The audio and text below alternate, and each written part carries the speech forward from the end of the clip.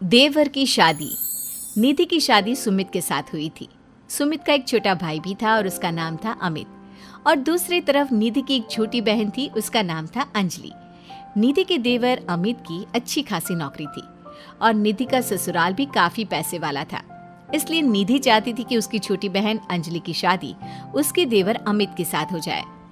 लेकिन निधि के सास ससुर और उसका परिवार दोनों भाई बहनों के साथ अपने दोनों बेटों की शादी करने में बिल्कुल विश्वास नहीं रखते थे। अब तो अमित के लिए भी लड़की देखना शुरू करना ही पड़ेगा।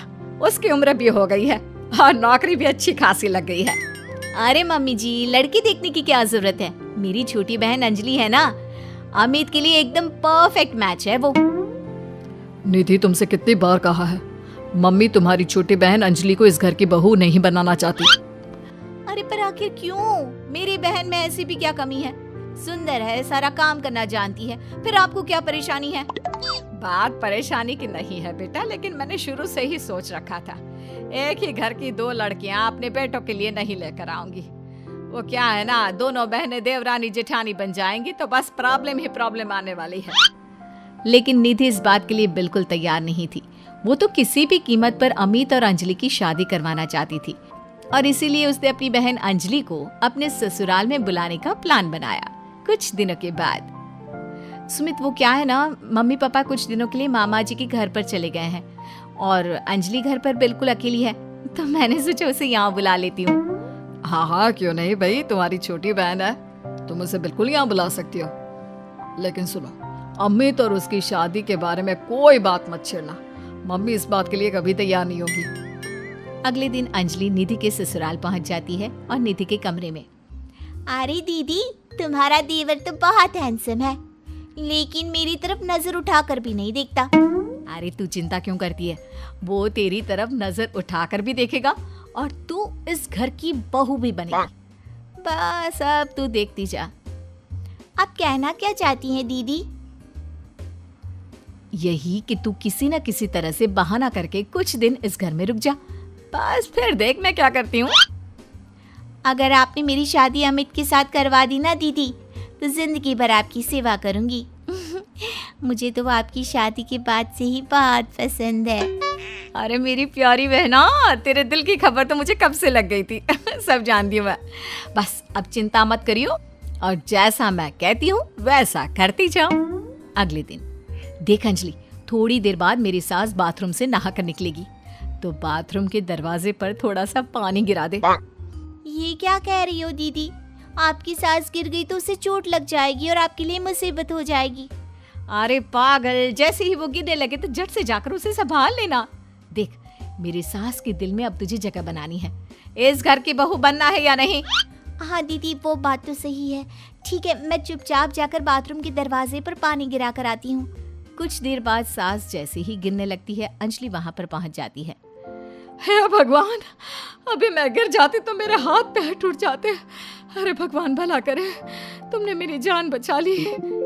मैंने कहा था ना मम्मी जी, मेरी बहन बहुत अच्छी है, सबकी मदद करती है। हाँ, बात तो तुम्हारी सही है अंजलि बेटा, भगवान तुम्हारा भला करे।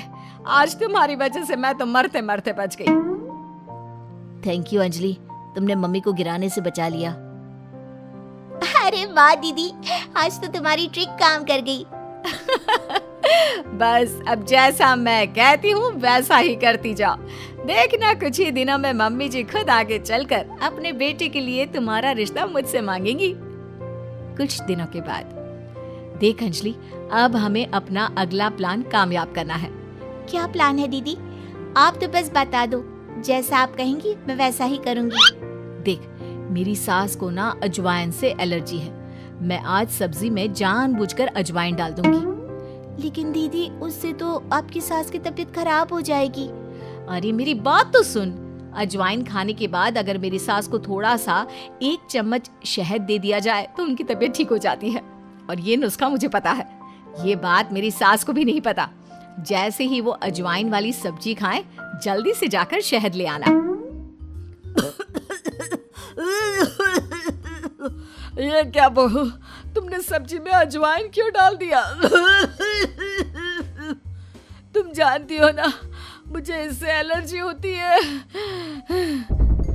माफ कर दीजिए मम्मी जी, मुझे तो पता ही नहीं था। निधि जल्दी से जाकर मम्मी के लिए पानी लेकर आओ। अरे नहीं नहीं जीजू, आंटी जी की एलर्जी पानी से नहीं बल्कि शहद से दूर हो जाएगी। 1 मिनट रुकिए। अंजलि दौड़ कर जाती है और शहद लेकर आती है। लेकिन तुम्हें इसके बारे में कैसे पता? बस ऐसे ही। आंटी जी ये लीजिए, जल्दी से 1 चम्मच शहद खा लीजिए। अब देखिए थोड़ी देर में आप ठीक हो जाएंगी। तुमने तो एक बार फिर से मम्मी जी की जान बचा ली अंजलि, वरना मैंने तो आज बहुत बड़ी गलती कर दी थी। थैंक यू अंजलि बेटा, तुम तो वाकई में बहुत अच्छी लड़की हो, सबकी मदद भी करती हो और तुम्हें तो कितनी अच्छी नॉलेज है कि एलर्जी होने पर क्या खाना चाहिए। वाकई में तुम बहुत इंटेलिजेंट लड़की हो Anjali, thank you so much. कुछ दिनों के बाद, भाभी मुझे ऑफिस के लिए देर हो रही है, मेरी एक फाइल है, जरा आप उठाकर रख देना, मैं शाम को आकर आपसे वापस मांग लूंगा, और जरा ध्यान से रखना, बहुत इंपॉर्टेंट फाइल है। ठीक है अमित, मैं आपकी फाइल अच्छे से संभाल कर रखूंगी। अमित के जाने के बाद, देखो अंजलि, ये अमित की ऑफिस की एक बहुत इंपॉर्टेंट फाइल है, मैं जानबूझकर इसे कहीं पर छिपा दूंगी और तुम्हें बता दूंगी कि ये फाइल कहाँ रखी है। बस जैसे ही वो मुझसे फाइल ढूंढने के लिए कहेगा, तुम फाइल झटपट ढूंढ कर ले आना और उसे दे देना। वाह दीदी, मुझे इस घर की बहू बनाने के लिए आप कितनी मेहनत कर रही हैं। शाम के वक्त, भाभी मैंने आपको एक फाइल संभाल कर रखने को दी थी, प्लीज जरा वापस दे दीजिए ना, मुझे एक प्रेजेंटेशन बनाना है। निधि उस फाइल को ढूंढने का नाटक करती है। क्या करूं देवर जी, आपकी फाइल मिल नहीं रही मुझे। अरे भाभी ये आप क्या कह रही हैं? अगर वो फाइल नहीं मिली तो मेरा प्रमोशन नहीं होगा, बहुत इंपॉर्टेंट फाइल है। अमित, ये रही तुम्हारी फाइल। दीदी ने ऐसी ही बैठक में छोड़ दी थी और वो काम करने वाली आती है ना, वो इसे उठाकर डस्टबिन में डालने वाली थी, लेकिन सुबह मैंने तुम्हारी बात सुन ली थी तो संभाल कर रख दिया। अंजलि, मैं कैसे तुम्हारा शुक्रिया अदा करूं? तुम जानती नहीं तुमने मेरे लिए आज क्या किया है। अगर ये फाइल खो जाती ना तो मेरा बहुत बड़ा नुकसान हो जाता। देवर जी, मैं तो आपसे पहले से कह रही थी, मेरी बहन अंजलि बहुत अच्छी है। वाकई में बहुत समझदार और इंटेलिजेंट लड़की हो तुम, हमारे फैमिली के लिए कितना कुछ कर रही हो। पहले मम्मी को बचा लिया और आज मेरी फाइल। अगले दिन, मुझे लगता है कि अमित भी अंजलि को धीरे धीरे पसंद करने लगा है। तुमने फिर से वही कहानी कहना शुरू कर दिया। मैंने कहा ना, अंजलि की शादी अमित से हम नहीं करवाना चाहते। देखो बेटा, तुम्हारी बहन बहुत अच्छी है, लेकिन फिर भी मैं अमित के लिए किसी दूसरे घर की लड़की लाना चाहती हूँ। एक ही घर की 2 लड़कियां मुझे अपनी बहू बनाकर नहीं लानी। मम्मी जी, मेरी बहन ने आपके लिए इतना कुछ किया और फिर भी आप उसके साथ ऐसा कर रही हैं। तुम गलत समझ रही हो निधि, ये बात तो हम लोगों ने तुम्हें पहले ही कह दी थी। तुम्हारी कोशिशें बेकार है, ऐसा कुछ नहीं होने वाला निधि। देखा दीदी, तुम्हारे सब कुछ करने के बाद भी तुम्हारे ससुराल वाले मुझे इस घर की बहू बनाने के लिए तैयार नहीं है। लगता है अब एक आखिरी खेल खेलना पड़ेगा और देखना, उसके बाद सब ठीक हो जाएगा। मजबूरी में मेरी सास को अमित के साथ तुम्हारी शादी करवानी पड़ेगी। लेकिन दीदी, अब आप क्या करने वाली हैं? कल रात को जब अमित ऑफिस से देर से लौटेगा तो उसके खाने में बेहोशी की दवा डाल दूंगी।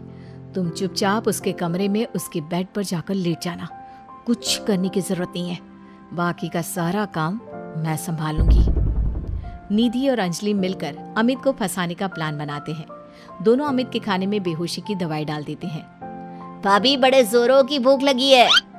दीदी तो सो गई है, आपके लिए खाना मैं लगा देती हूँ। हाँ हाँ बिल्कुल, वैसे रात काफी हो गई है, तुम सोई क्यों नहीं? मैं तुम्हारा इंतजार कर रही थी, सोचा तुम ऑफिस से लौट कर आओगी, खाना कौन देगा, बस इसीलिए। तुम कितनी अच्छी हो अंजलि, सबका कितना ख्याल रखती हो। थोड़ी देर के बाद खाना खाकर अमित गहरी नींद में सो जाता है और अपने प्लान के हिसाब से अंजलि उसके पास जाकर लेट जाती है। अगली सुबह, मम्मी जी ये देखिए, अमित मेरी बहन अंजलि से कितना प्यार करता है, और कल रात को तो उन दोनों के बीच क्या बताऊं, वो सब हो गया जो नहीं होना चाहिए था। मुझे लगता है अब हमें उन दोनों की शादी करवा देनी चाहिए। नहीं नहीं भाभी, आप ये क्या कह रही हैं? मैंने अंजलि के साथ कुछ नहीं किया, मुझे बस गहरी नींद आ गई थी। अमित, झूठ मत बोलो, कल रात को तुमने मुझसे कहा था कि तुम मुझसे प्यार करती हो और हमारे बीच जो कुछ भी हो रहा है वो सब नॉर्मल है। बस करो भाभी और अंजलि, आप दोनों को ज्यादा झूठ बोलने की जरूरत नहीं है। अब जानती भी है क्या हुआ है। क्या हुआ है? जो कुछ भी हुआ है वो सामने दिख तो रहा है। आप पूरी रात मेरी बहन के साथ थे। आपका प्लान तो मुझे उसी वक्त समझ में आ गया था जब गलती से मेरा खाना आपकी बहन अंजलि ने खा लिया और वो बेहोश हो गई। और वो बेहोशी की हालत में वो सब कुछ कह रही थी जो आप मुझे कहने वाले थे। क्या इसका मतलब तुम्हें सब पता चल गया? हाँ, मुझे सब पता चल गया। और आप सबकी जानकारी के लिए ये भी बता दूं कि मेरी पहले से ही एक गर्लफ्रेंड है शिवानी, और मैं उसे बहुत पसंद करता हूँ। देखो निधि, ये तुमने ठीक नहीं किया। अपनी बहन को इस घर की बहू बनाने के लिए तुम इस हद तक गिर सकती हो, मैंने कभी सोचा भी नहीं था। अमित ठीक कह रहे हो, वो सब हमारा नाटक था, लेकिन गलती से मैंने शायद बेहोशी वाला खाना खा लिया और हमारी पोल खुल गई। बहू तुम्हारी बहन वाकई में बहुत अच्छी है और इससे कोई भी अच्छा लड़का मिल जाएगा, लेकिन मेरा अमित किसी और को पसंद करता है और इसीलिए मैं तुम्हें बार बार समझाने की कोशिश करती थी। बस मैं तुम्हारा दिल नहीं तोड़ना चाहती थी, इसलिए कभी तुम्हें शिवानी के बारे में नहीं बताया। लेकिन अब तो सब कुछ सामने आ चुका है।